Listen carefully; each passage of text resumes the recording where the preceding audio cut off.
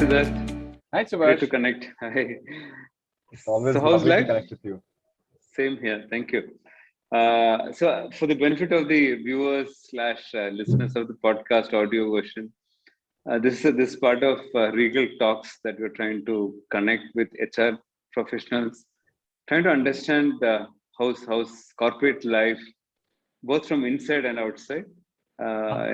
Post the pandemic and otherwise. Hmm. So that's the context. Um, so Siddharth is a friend, a fellow coach, has been my client, has been my coach trainee or learner coach. He's an HR professional, a published author, something that I'm very proud of. I have great regard for all published authors because I am one aspiring for a long time, and also a great storyteller. So, Siddharth, one of the requirements for this program, Regal Talk, is you should wear multiple hats, and Uh, you wear too many hats anyway. Thank you. Yeah, sure. So, who else are you, Siddharth, apart from what is said among the multiple hats that you wear? That's a wonderful question. I normally tell myself I'm a wanderer. I keep wandering around. The metaphor I normally use is like a river, which Oh. keeps flowing across different terrains, different places. Sometimes it has a fall, a crash. Sometimes it's as calm as a vast ocean in the lands. Um, So I do travel. I love traveling. I do photography, blogging, writing. Yes. Pandemic has taught me to become a little bit more of a cook, exploring that side of life. Okay. Yeah. So and podcasting. That's Okay. the latest fad that I have. I've been doing storytelling actually on podcasting. So just stories for people to listen to. So that's been the other craze that I'm running with. And right now, attempting to write a couple of books. Let's see how it comes about. Great. So, Yeah. Sure. yeah.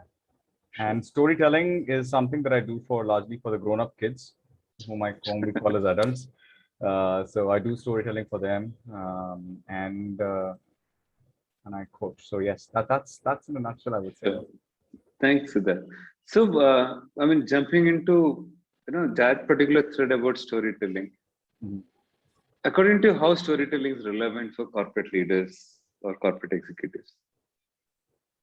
I think it's highly relevant, and not because I'm a storyteller per se, uh, but having seen the corporate world for close to now 20 plus years and being in that system and being in the people practice side of it, um, I've seen powerful leaders and I've seen leaders who are so-so, and I've seen leaders who are in between. Um, People who are powerful leaders are the ones who tell beautiful stories. Stories are not for deceiving because that's caught by others very quickly. Stories are something which connects with the self inside and that reflects out. And when leaders talk about stories, they actually transpire, they emote beautifully, they connect with the individual. They could be reprimanding, but they connect in a manner that encourages the other person to start thinking differently. Mm. And it becomes a holistic package. Like it or not, we all say we love to have passionate goals, we want to have targets and all that. Now, these can only get translated when people connect with the higher purpose of it, as well as what drives them. And what drives Mm. them comes to the emotion. So when Mm. leaders talk about stories of why is a certain thing required, so like the Simon Sinek says, the why part of it, the why is where the Yeah. story is. Now, when that story is reeled out, uh, it creates magic. It creates that camaraderie to connect with. And when there is truth in that, when there is a purpose in that story, it goes beyond. And I personally keep telling people is that leaders should be telling stories, and that these stories will really make a difference to what happens around them. I heard recently a corporate leader saying, set goals from the heart. We tend to set even the goals from the head, right? I thought that was so powerful. What do you think, why people see this as a difference between head and heart when it comes to storytelling?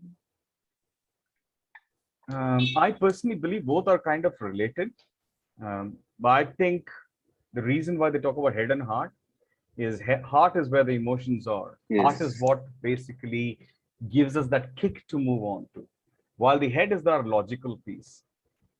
While I talk about when I do the corporate storytelling piece, I do talk about the left brain and the right brain. I go back to a little classical way of looking at it. Of course, today the brain scientists talk in a different manner. Very true. But while the left is logical, the right is more creative part that we talk about generally. When you merge these two, it becomes even more powerful.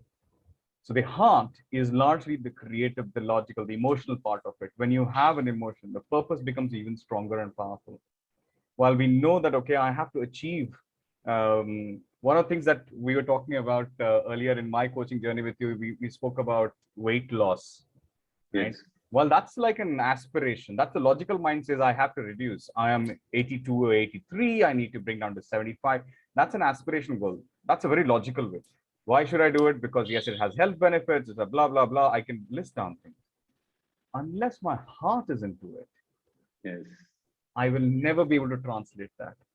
The purpose of is that can I be able to run along with my son in the morning for at least 3-4 kilometers together just to enjoy his company? And that's the passion that I hold on to.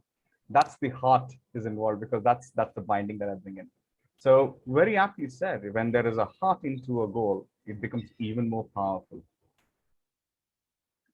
So, how do one build that muscle? How do I become a better storyteller as a corporate leader? One fundamentally, one has to start believing that you're a storyteller. We all of us are. In the whole process, we have got so much used to technology that we start saying that we are not storytellers. We just give data. When we start getting into the framework that I'm a storyteller, I start believing into that whole phenomena of stories and bring in emotions. We start becoming. That's number one. Number two is just being observant around us. And when we are observant around us, we start picking up stories. I have been doing a recent exercise of collecting culture stories with people, and I'm speaking to leaders. And as I do that, I can see difference in the way stories come in. People, when we get conditioned too much, the storytelling becomes more shrinking down. When we are not conditioned that this is how I should be talking, this is what it is, I see a flow, a plethora of stories that come up. The person is not articulative as in English, as a communication language, but the stories connect with me. The stories connect with people around, and you are in awe with it.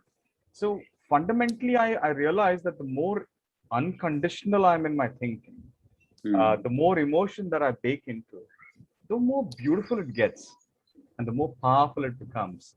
So when you start thinking that you're a storyteller, second, just be observant about what's happening around you, and you can pick up these things.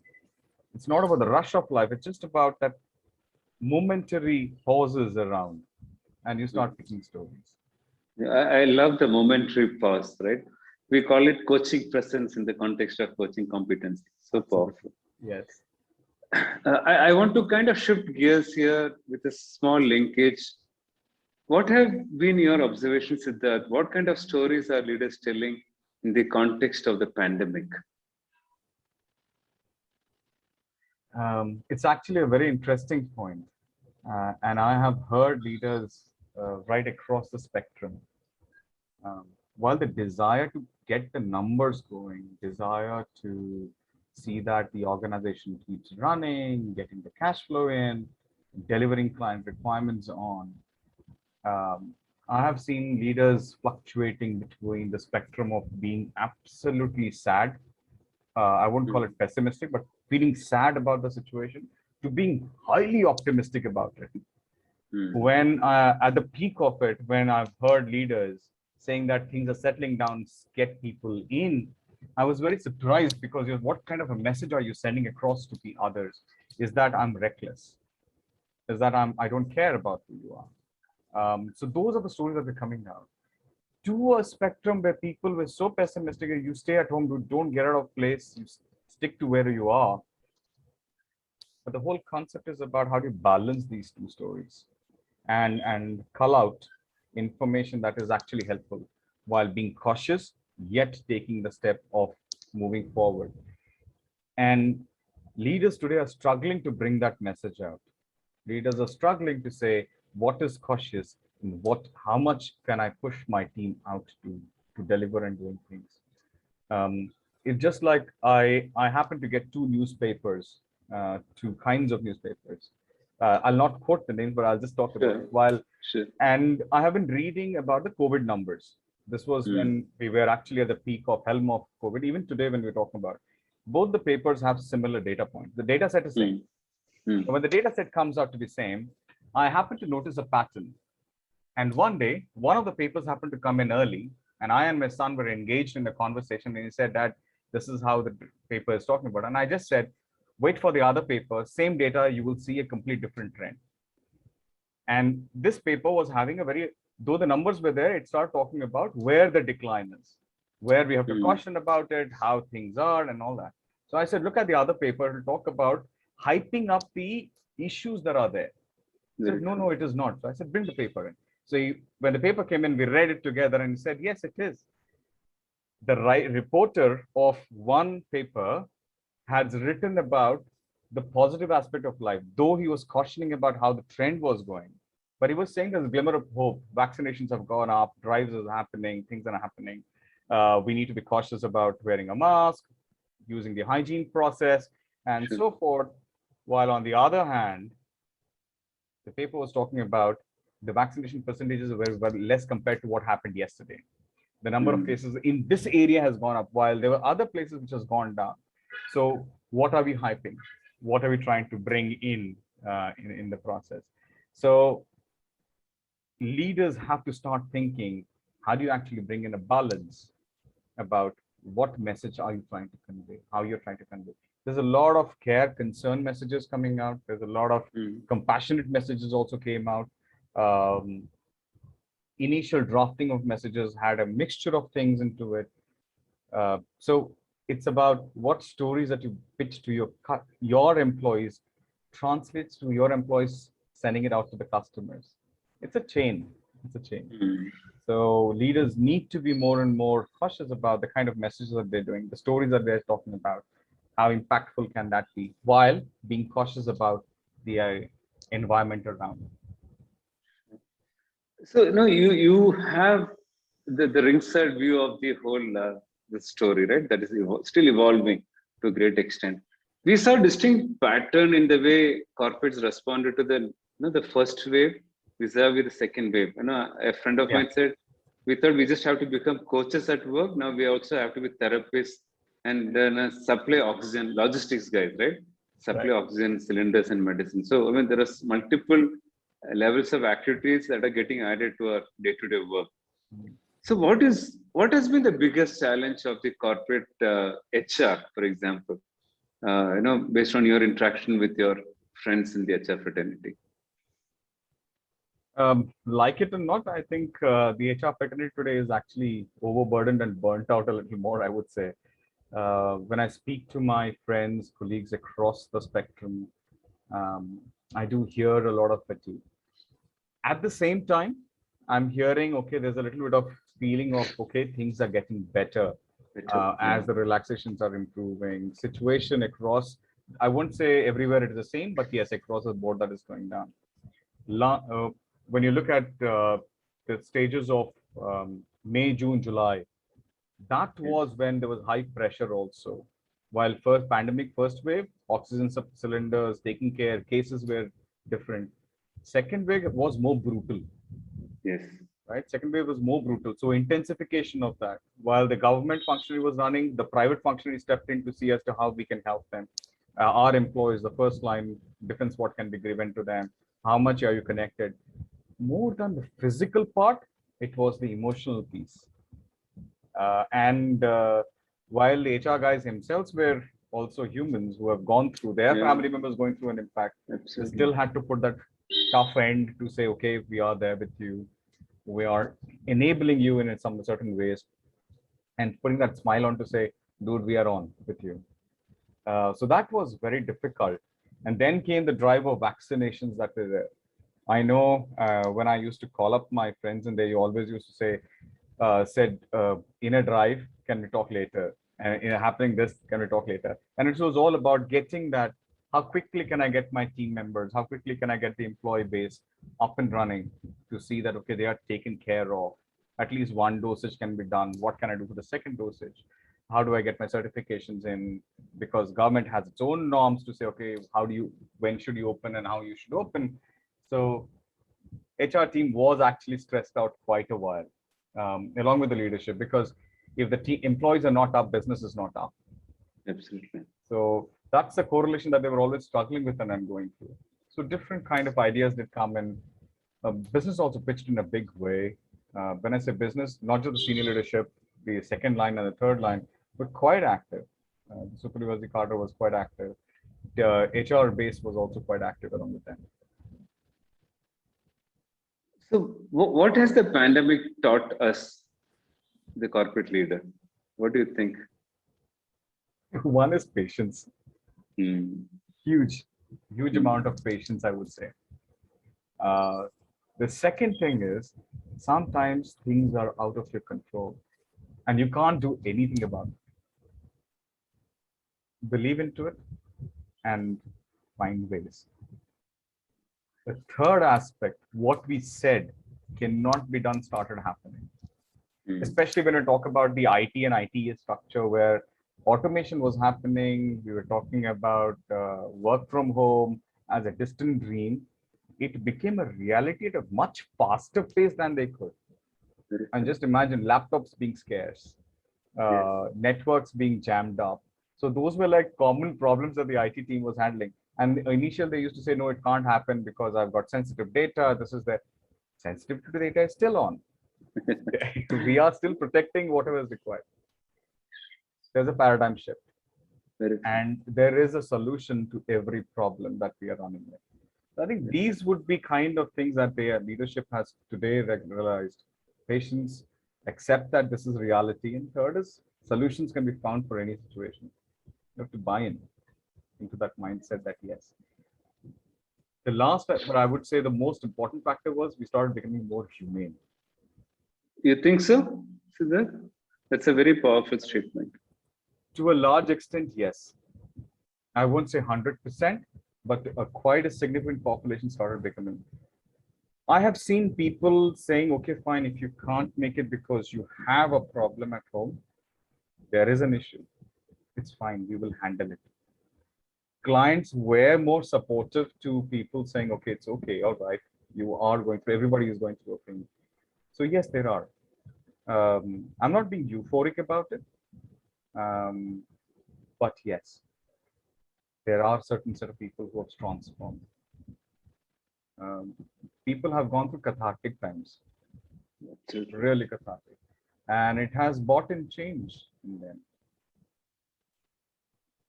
So those who have, at least the people whom I've met up with, leaders whom I've met up with, there I see a different side of them altogether.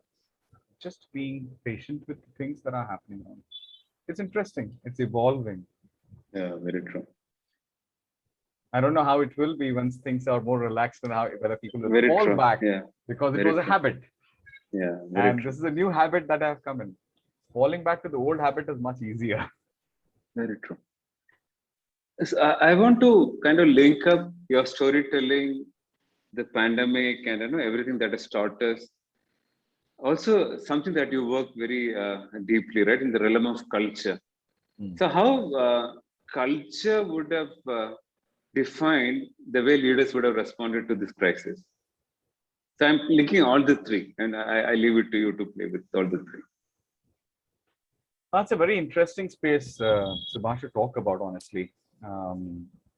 Culture is one, we say culture is very structured because it governs the way organizations do run. The pandemic actually showed us ways in which that we can work, different ways that we can work, which was early regimented, that started crumbling down. People have started becoming more and more acceptable to things that, okay, this could be also a paradigm to look out for. And paradigms have shifted. So newer ways of working, newer businesses started coming up. More of boutique businesses also started coming in. When people said people have lost jobs, at the same time, different ways of working started coming in. People started differently because job losses also happened. Now, they have impacted the culture in terms of mindsets, Mhm. challenging themselves, making themselves more acceptable to the fact. I'm talking about the current way in which they're working. I'm a little skeptical how it will be when things get back to, I won't call it back to the way we were, but yes, to a different normalcy that we will get onto. Because when we get into normalcy, we tend to go back to our own old self very quickly, unless we're conscious about the fact that we are shifting. Um, Cultures have not drastically changed; they have become more deeper, I would say, deeper in humanity, deeper in terms of how I understand each other, how I want to connect. Because that's the ask. When today an employee says that I want to work, don't want to come to office and work from home, where home is not the urban places, but somewhere in the rural sector, Correct. managers are more or less saying it's fine. So that earlier that was not the case. You have to be in office, you have to clock those hours, you have to do those Yeah. things.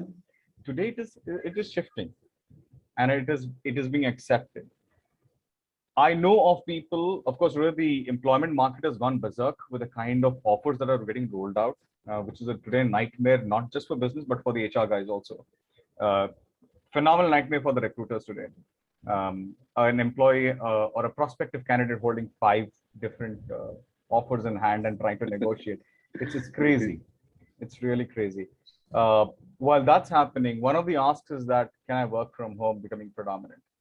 Is it? So Okay. people are asking for it because people have seen that I can work for a company which is in Bangalore, staying in Delhi or in Assam or anywhere else, as long as my connectivity and outputs are there. People are finding it more comfortable doing that. That's one. Second, I'm slowly seeing this wave that earlier we used to say, I have one job that I'll do with one organization. With the pandemic, the other aspects opening is my hobbies, my interests. How is that expanding and how is that growing? So that is also slowly coming in as a culture of acceptance. Would I accept it? Will the organization accept it? Earlier, it was that I pay you, so you're with me. Dual employment can't happen. While people are finding avenues to do dual employment more openly in a different way. How does the organization actually accept that? How will the leadership accept it? As long as my deliverables are met, as long as people are thinking, contributing, Absolutely. can I Correct. continue doing that? And these are stories which are slowly evolving, and it will evolve more and more.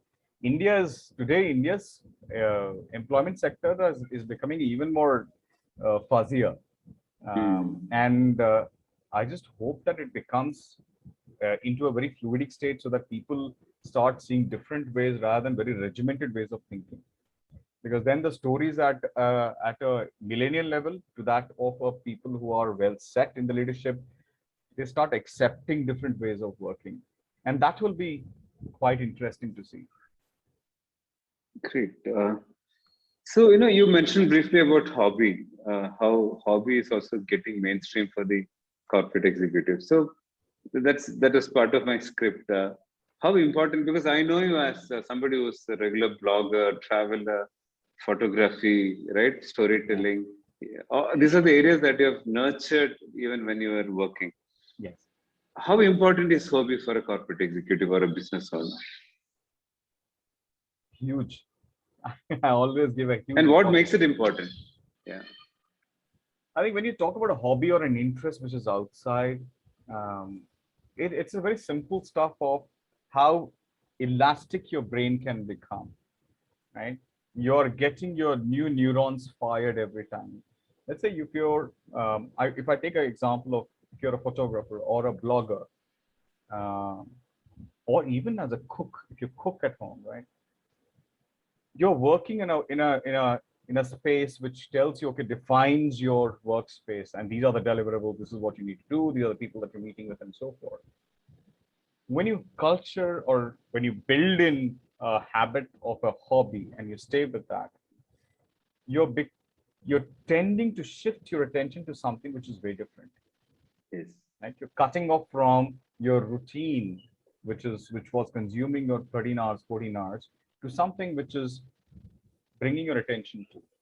Photography, if I were to take it, it talks about attention spans increasing. It talks about patience. It talks about getting the frame right. It talks about capturing the moment. When you're blogging, you're thinking, you're constructing your statements. It needs more creative space around. When you're cooking, you're not saying, okay, even if I have to make an aloo fry, I don't have to think, okay, alus have to, the potatoes have to cut in a particular manner. I cut the way I like it. I cook the way I like it. Why add masalas? I see something and I cook it. I might not be doing a Sanjeev Kapoor kind of a story, but I might be creating something on my own. Absolutely. It breaks down our anxiety level. It brings down the kind of pressure that is already built in.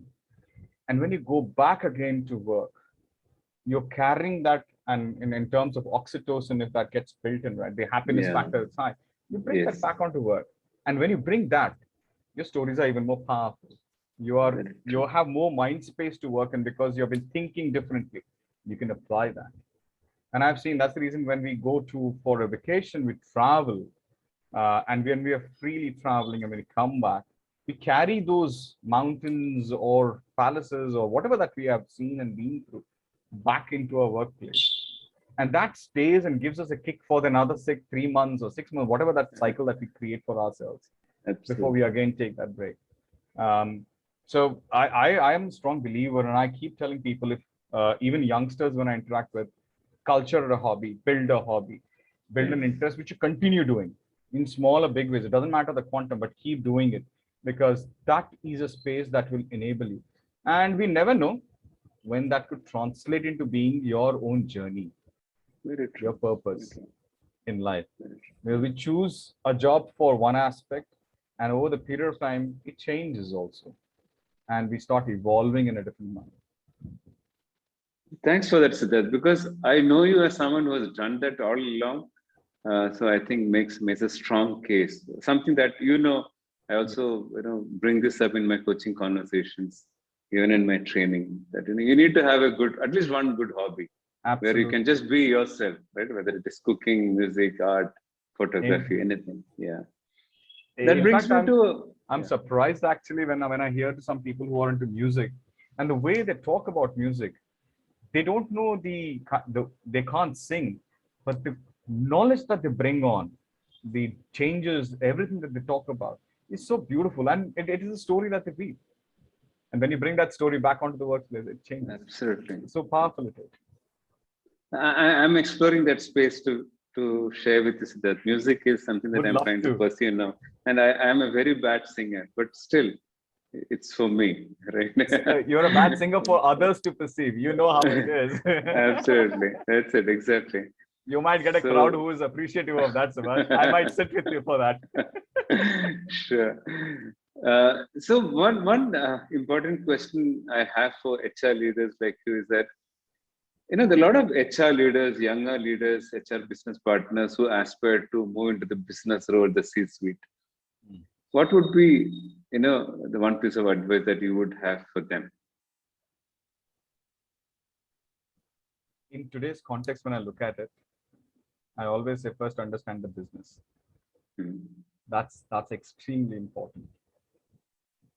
2 is start loving the numbers around it so that your stories can be more powerful. Because in corporate telling, I say that stories, pictures, and narratives, the 3 are very important triangles. So if you're not comfortable with numbers, your narratives will become weaker, because that's the proof of the pudding. Numbers are the proof of the pudding. So you have to start getting in comfort with those things. And some way or other, I think the importance and relevance of getting a guide or a coach is becoming more and more important. And it is more from a reflective sounding board, not as anything else, just the sounding board. You need times. And I know that when we go up the ladder, it is narrow. You're a soul warrior. And when you have someone whom you can talk to, and who can be your sounding board, it just helps you to ease off a lot of pain. I happen to be coaching somebody, I can tell that is the guy is at a pretty senior level and he's struggling to break that ceiling. So I asked him, so who's there at your space whom you talk to? And he said, Sid, I can't speak to anyone because my struggle, I know it's very narrow now. He's just Yes. next to the CS, the CEO level. He says it's pretty narrow, and there are people I know whom I'm competing with. Whom would I speak to? And when I need somebody whom I need to bounce off things and ideas, and that's where, of course, our journey started with. My journey started with him, and we went about. But the fact is, I realize is that you need somebody whom you can bounce it off with, whom you can connect with, reflect to. So I would say these would be the three things. First is understand business. Second is comfort of numbers for HR. And third is find somebody whom you can really bounce off ideas. You can name whatever you want to your guide, mentor, coach, but certainly you need somebody whom you can, who can powerfully question you, who can powerfully give you that space to play around with. Great. Yeah, I think that will be a valuable advice for the young aspiring corporate leaders. Last question is that you made this transition from a corporate leader to a professional coach and a storyteller now. I saw your LinkedIn profile is story enabler. I thought that was a very interesting title to have. You enable stories, right? Or you enable storytelling.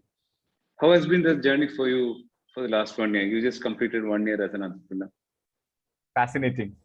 Yeah. Just one word, fascinating. Brilliant. Yeah. I have been learning things that I've never learned about, especially finance, honestly. That's been a fascinating journey. But Sure. having said that, I believe in this fact, and I'm sure I would have shared this with you earlier, much earlier, is that I believe that every individual has got a potential, infinite potential. And that's my tagline always. We have infinite potential. Get it enabled. We are always working at that 2% or 3% of our capacity. When the possibilities open up, it's not about unidirectional, it's multi-directional. And life is about enjoying that multitude spirit within us. So, and they are all stories. For me, they are all stories because we are made up of stories. When we are born with a story. How did we get a birth is a story. How did we live? We build, we listen to values, cultures, we imbibe so much, conditioning, not conditioning. They all are stories. And to me, they are like about, can I enable it beyond and more than that what I have today? When I make it big, that's where I figure out, okay, what's the purpose of my life? Why am I living? And as a human being, it's not about the 9 to 5 or 9 to 9 today, if I may talk about. It's much more beyond that. And pandemic is a real-time example of saying life is much more. People have gone out to help others like nobody's business. I have no idea. I just got a call and I stepped out and did things. There are many ways in which people are helping. And it just says, or I might not help, I may do something which might indirectly impact somebody else. Or just trying to find where my spirit lies. So it's about getting these stories. And the more we enable, for me, the coaching journey that I had, that I'm having, is just about finding those beautiful sparks within me. More than anybody else, I could say when I do a coaching also, there's a lot of churning that goes inside. How do I calm it and enable my coaching is one aspect of it. When that is settled, when I step out of that zone, I need to settle this churning inside to say, okay, there is something that I need to address, or there's something that I need to enable further, so that I can be more resourceful. I can be more resourceful from within. And that is my story enablement piece. That is what it is. And the last 1 year, it's been fascinating. I've met all sorts of people.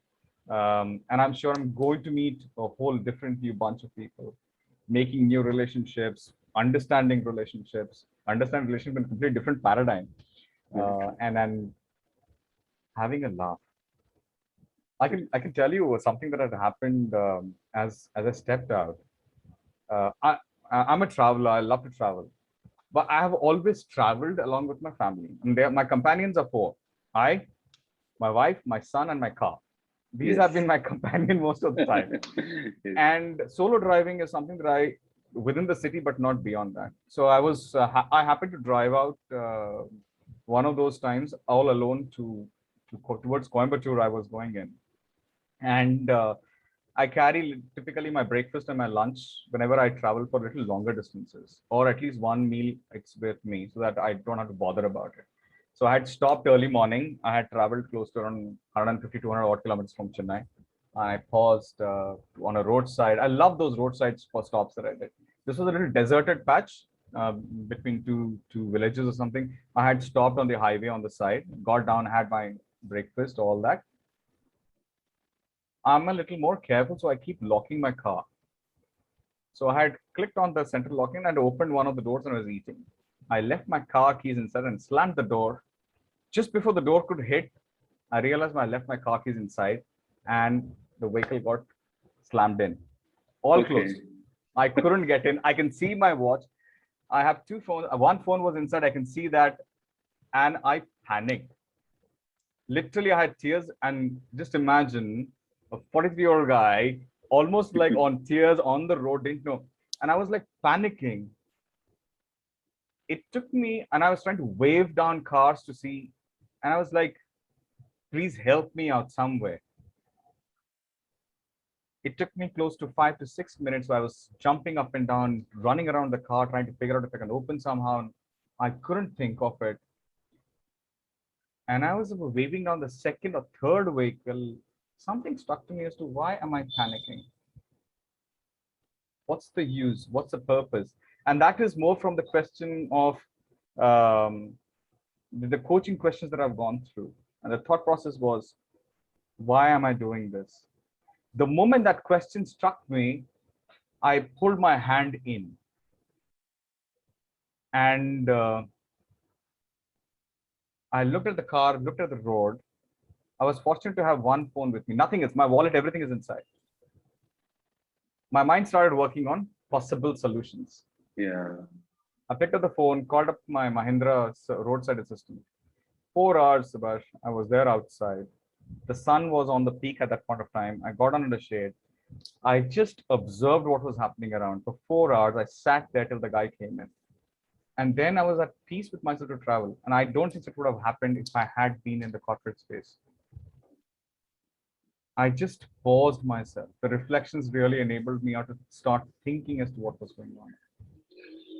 And that's the kind of change and transformation that I see in myself. So in situations of panic, of course, the anxiety level kicks in quickly. And then I slow down to start looking at it. So that's the transformation. Thanks for sharing a real life story, Sidharth. So now our common friend, Dr. Ram would say, every coachee is a default coach, right? We learn so much. Every situation is also an opportunity to learn and observe. Yes, thanks for sharing. So any closing remarks, Sidharth, for our listeners and viewers before we wrap up? I think we as humans have our huge potential and humbly potential. It's just that we need to explore that beautiful side within us. And the possibilities are enormous. Find that ways to leak out those possibilities within us, to see how we can transform ourselves first before we look out for others. Just like the oxygen mask in the airplanes. Help yourself before you help others. And just enable it. The moment you enable yourself, the world would get enabled. Beautiful. On that note, thanks, Sidharth, for joining us for this interesting conversation. A lot of takeaways for me also. A lot of points to reflect. And more blissful coaching and story enabling to you, right? Thank you so stay much. blessed, stay safe. Take care. Thank you. Thank you so much.